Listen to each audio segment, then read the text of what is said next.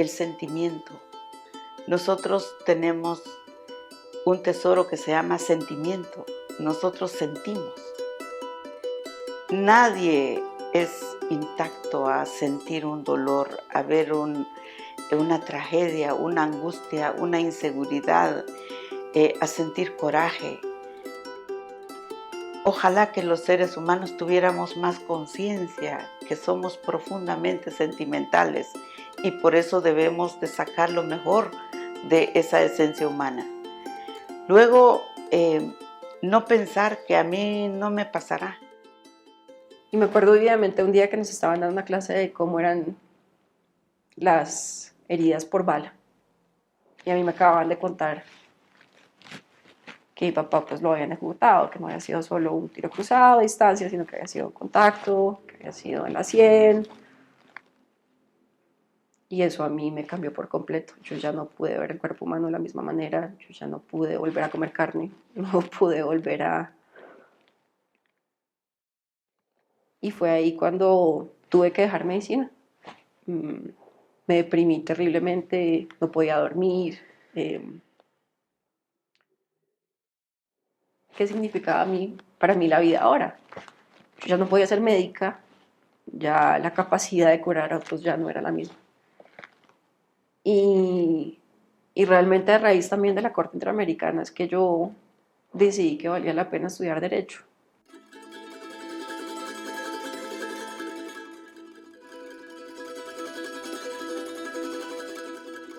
El tema de derechos humanos es un tema amplísimo.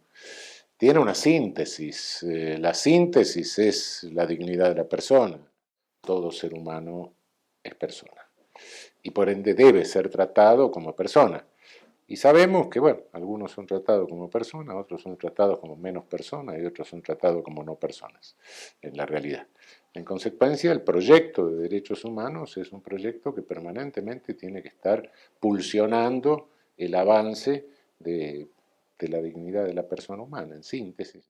Tenemos un continente que lamentablemente ha sufrido mucho. Ha habido violaciones de derechos humanos verdaderamente alarmantes y el centro de gravedad del sistema interamericano son las víctimas. Las víctimas es lo que motivó, es el origen del sistema, es lo que ha estado presente siempre en estos 40 años y es el devenir, el futuro del propio sistema interamericano.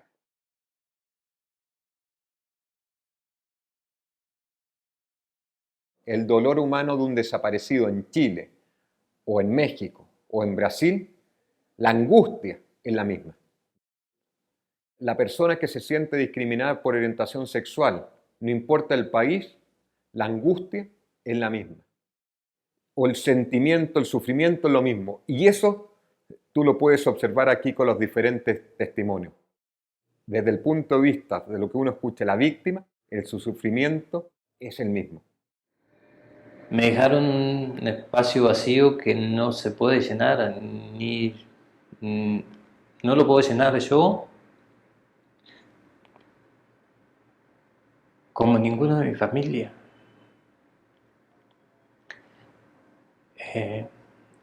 Quedó ese espacio y hasta que ella no vuelva, hasta que ella no tome su decisión de estar de aunque sea ir a conocer sus raíces biológicas, no lo llena nadie. Tener empatía con las víctimas.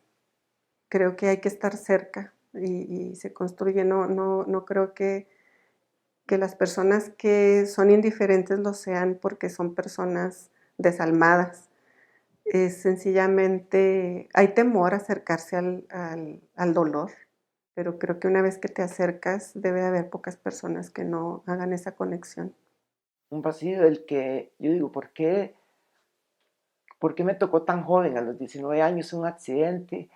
¿Por qué si me tendieron la mano cuando tenía 24 o 25 años para poder tener un hijo o varios hijos, me lo prohíben? Entonces uno se siente como que en parte rechazado por la sociedad. Como si el dolor del otro no valiera lo mismo, como si los derechos del otro no valieran lo mismo. Una deshumanización del otro que yo le explico como un quiebre del el derecho a la igualdad y a la dignidad.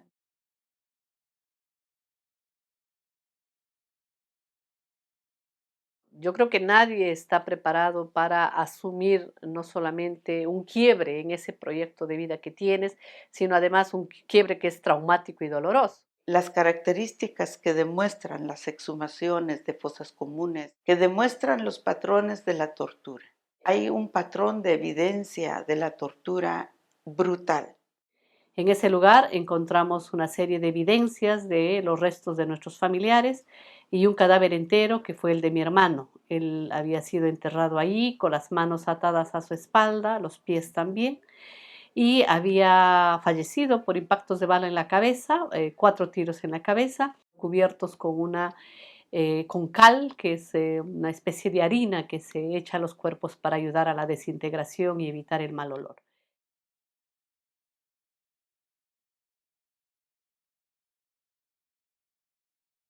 El sentimiento que produce escuchar lo que ha pasado y saber que efectivamente ha pasado y que esto ha dolido a poblaciones enteras y que ha traicionado la confianza que muchos seres humanos tenían en la función esencial del Estado, que es la de proteger a los ciudadanos. Un Estado que desprotege a los ciudadanos, que viola derechos humanos, traiciona la confianza depositada en él. Todos los gobiernos dicen ser democráticos y la verdad que no lo son. Muchos no lo son y muchos dicen respetar los derechos humanos, pero no se respetan. Cuando no hay ese respeto es cuando viene el desequilibrio. Y ese desequilibrio es cuando abusas hacia el otro, ya sea que lo cosificas, ya sea que lo agredes, ya sea que lo despojas, ya sea que lo aniquilas al ser humano.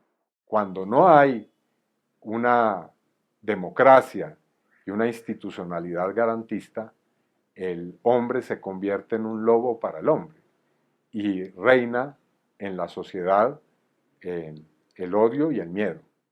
Lo ideal sería, digamos que en el mundo feliz sería que pues los estados se abstuvieran de violar los derechos humanos. Eso sería lo ideal.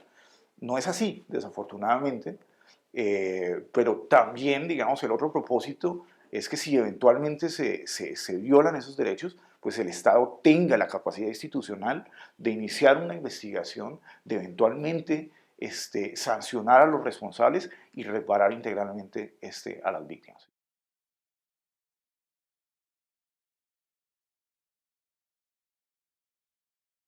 Entonces, la primera conquista que deben hacer las personas que emprenden el camino de la justicia es hacer que prevalezca ese mínimo nivel de realidad. Es decir, que las víctimas sí existen, efectivamente, que sí existen o existieron los hechos que provocaron esa situación de víctima y que detrás de esos hechos ha habido la actuación, sin lugar a dudas, también de otras personas, o de otros grupos, o de otras instituciones, o de otros poderes. He visto la parte más sombría del ser humano, pero también he visto la dignidad más emblemática de hombres y mujeres que, esperando a veces años, no cejan en su lucha, persisten en lograr la justicia, y no solo para unos, sino para que haya ejemplo y que no vuelvan a repetirse. Yo sé que nada de lo que hagamos en esta vida nos devolverá la vida de mi hermano. Me reconforta, me reconcilia, reivindico la memoria a cada jornada que hago para la memoria de mi hermano y acá de muchas víctimas que desaparecieron y fueron asesinadas en nuestro país, ¿no? Y Armando vive, ¿no? Y que su nombre ni su imagen ha sido olvidada, ¿no? En cada acto de protesta frente al atropello y al arrebato de justicia, Armando vive. Creo que la lucha contra la impunidad es precisamente la instauración de una relación con nuestros seres queridos. Esta lucha es una lucha de mi hermano y de mí. De alguna manera mi hermano es mi fuerza y yo soy su voz. Entonces, a donde yo voy y hablo no solamente desde lo que yo siento, sino hablo desde lo que pienso que mi hermano quisiera transmitir justamente para que estas historias no se repitan.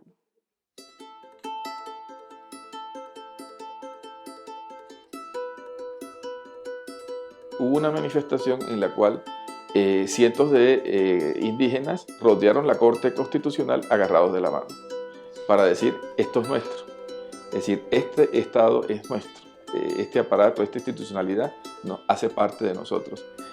Eso es lo bonito y eso es muy simbólico de lo que quiero indicar. Cómo mediante el reconocimiento de derechos se incorporan sectores sociales que históricamente han sido discriminados y no han tenido el reconocimiento y el respeto por sus derechos, y en el reconocimiento del derecho está la integración, está el reconocimiento y la dignidad de cada uno de ellos. Es un tejido. Yo puedo decir que en estos tiempos hemos vivido día a día, momento a momento, este tejido de la búsqueda del respeto a la dignidad humana. Surge otro tipo de conciencia, que es la conciencia del otro, que lo que le pase al otro lado del mundo, también me está pasando a mí. El ser humano no es un ser aislado, sino que es un ser en comunidad, es un ser en colectividad, es un ser en armonía, y que sin esa armonía del todo, ya sea del otro, del mí mismo, etcétera, no se puede alcanzar una realización no solo del ser humano, sino de toda la especie y de todo el planeta.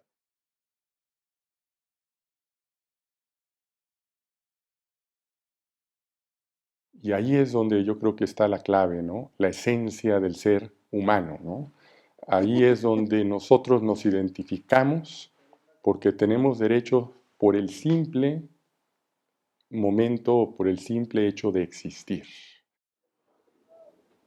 La dignidad, no lo sé.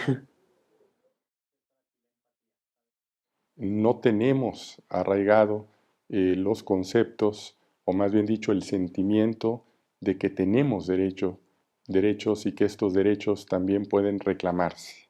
Los movimientos sociales, las organizaciones de derechos humanos específicamente, y las víctimas y los defensores de derechos y defensoras de derechos humanos organizados, empujamos los límites del derecho y pusimos sobre la bandeja de entrada del sistema interamericano una serie de temas que fueron fundamentales para que la Corte Interamericana le ayude a los ciudadanos y ciudadanas de este continente a tener dignidad y derechos.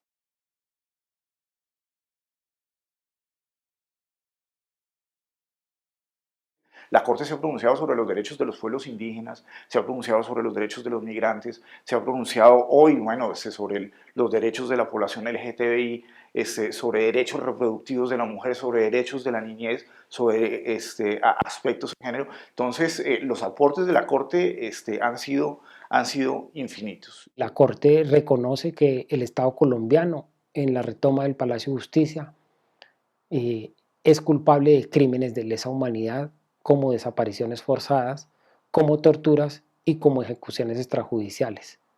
Considero que una sentencia de la Corte, pues es, yo lo diría, patrimonio de la humanidad. Y aunque la Corte Interamericana no puede venir y arrestar personas en sí, y nunca puede reparar el daño que se ha hecho, aunque sea legitimiza el dolor que uno ha sentido. La gente, cuando estamos en las audiencias, lo primero que nos alzan a ver a los ojos y les preguntamos qué esperan de esta Corte. Después de contarnos sus angustias y penurias, lo único que nos piden es justicia. Y eso fue lo que me permitió la Corte. Creer que podía hacerse un poquito de justicia dentro de tanta injusticia, en tanta maldad.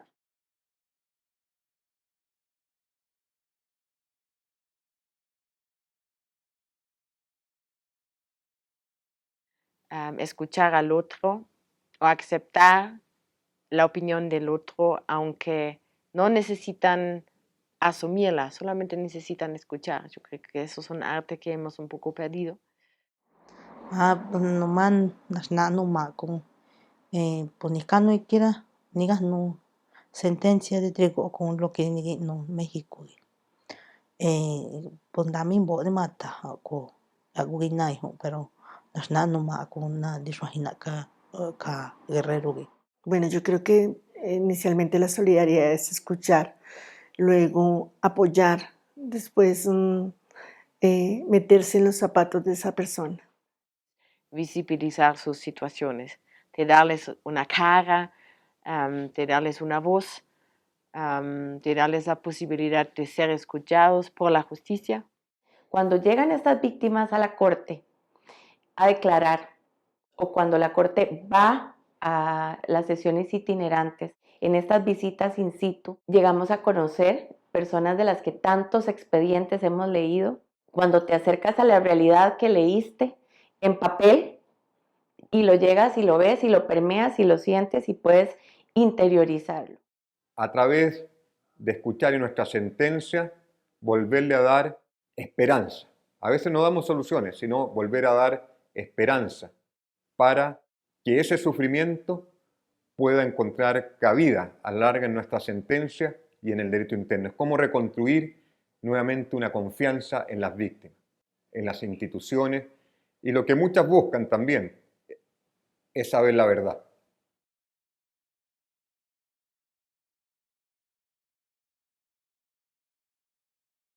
Yo creo que el principal impacto es su propia existencia.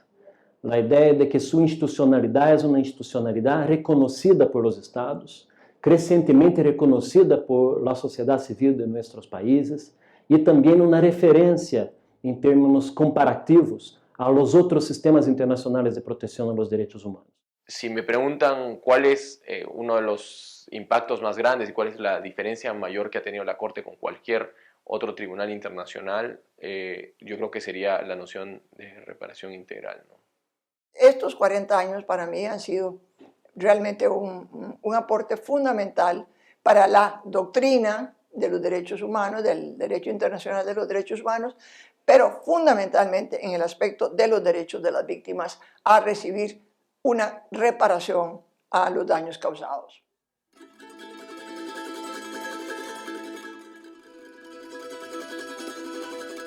Creo que el fallo de la Corte nos dignificó, ¿no? En el sentido de que todos esos planteos que nosotros venimos llevando adelante casi por 20 años, en el momento del fallo,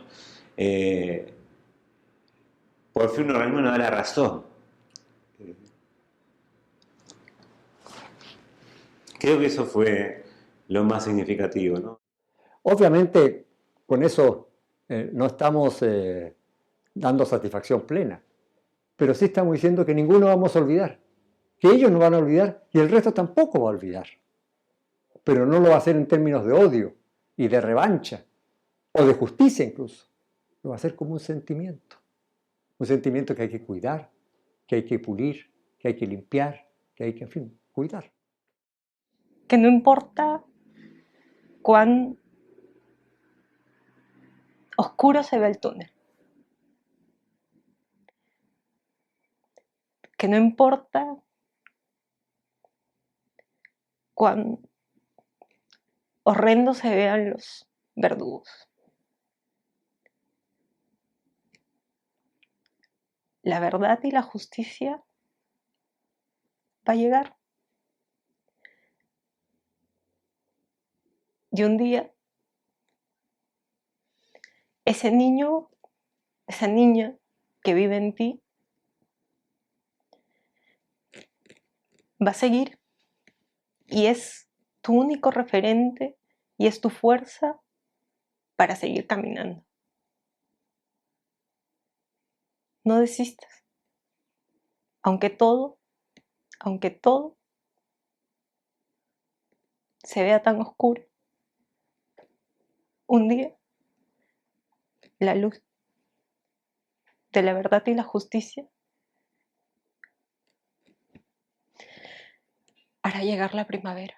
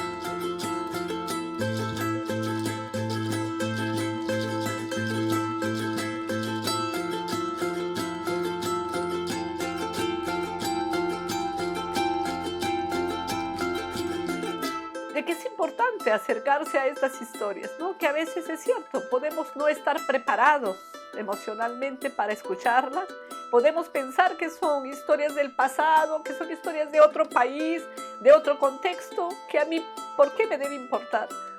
Y creo que a todos nos debería importar, no solamente a los familiares, no solamente a quienes buscamos, a quienes esperamos a nuestro ser querido, sino a toda la humanidad. Estos son hechos que nos dañan a todos en nuestra condición de seres humanos.